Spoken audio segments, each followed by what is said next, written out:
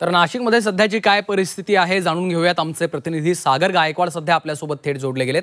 सागर, नाशिकमध्ये पावसाचा जोर वाढलेला आहे। दुसरीकडे गंगापूर धरणातनं आता 10,000 क्युसेकनं पाण्याचा विसर्ग सुरू झालेला आहे। कशा पद्धतीची सध्याची परिस्थिती आहे आणि काय खबरदारी घेतली जाते?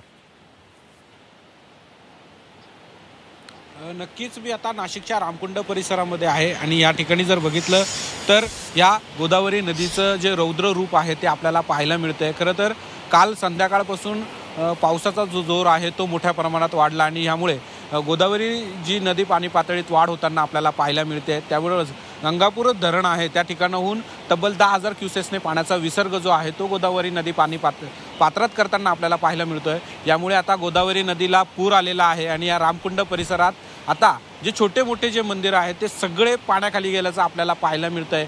पुराचं मापक म्हणून दुतोंड्या मारुतीची जी ओळख आहे त्या दुतोंड्या मारुती बुडाल्याचं आपल्याला या दृश्यांमध्ये पाहायला मिळतंय। खरं तर कालपासून पाऊस हा जिल्ह्याभरामध्ये मोठ्या प्रमाणात पडत होता आणि यामुळे अनेक धरणातून पाण्याचा विसर्ग जो आहे तो जिल्ह्याभरातून करण्यात येत आहे आणि यामुळे जे नांदूर बदमेश्वर आहे त्या ठिकाणून देखील 68,000 क्युसेक्सने पाण्याचा विसर्ग हा गोदावरी नदीच्या मध्ये करण्यात येतो आहे। यामुळे आता जायकवाडीला हे पाणी जात आहे। खरं तर जायकवाडी धरण देखील तुडुंब भरलं आहे, त्या ठिकाणून देखील मोठ्या प्रमाणात पाण्याचा विसर्ग करण्यात येत आहे आणि आता हे पुन्हा पाणी जे आहे ते आता नांदूर बदमेश्वरकडून जायकवाडीच्या दिशेने जातं। यामुळे आता पुन्हा एकदा पूर जी परिस्थिती निर्माण होण्याची शक्यता आता वर्तवली जाते। त्याचबरोबर आता प्रशासनाने देखील जे नदीकाठचे गावं आहेत त्यांना सतर्कतेचा इशारा देण्यात आलेला आहे।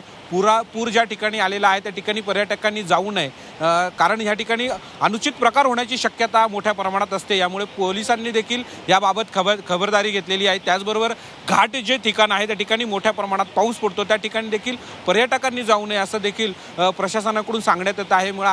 मात्र पर्यटक याकडे दुर्लक्ष करताना दिसत असल्याची तक्रारी देखील प्रशासनाकडून करण्यात येत आहेत। आवाहन देखील करत असताना देखील नागरिक हे या आव्हानांकडे दुर्लक्ष करताना आपल्याला पाहायला मिळतंय।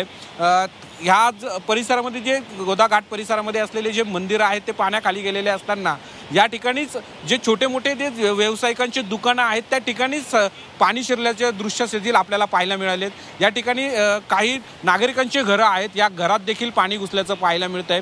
आताच्या दृश्यांमध्ये जर बघितलं तर आता दुतोंड्या मारुती जो आहे तो पूर्णपणे बुडालेला आहे। पावसाचा जर ओघ असा सुरू राहिला तर धरणातून पाण्याचा जो विसर्ग आहे तो मोठ्या प्रमाणात करण्यात येणार आहे। यामुळे नागरिकांनी सतर्क राहावं असं आवाहन देखील प्रशासनाकडून करण्यात येत आहे। त्याचबरोबर ज्या ठिकाणी प्रशासन पोहोचू शकत नाही त्या ठिकाणी स्वतः नागरिकांनी स्थलांतरित व्हावं असं आवाहन देखील निश्चितच त्या पद्धतीचं आपण पाहतोय प्रशासन आणि पोलिसांकडून आवाहन केलं जात आहे। आपण देखील सातत्यानं या संदर्भातलं आवाहन करतोय। धन्यवाद सागर या सविस्तर माहितीसाठी।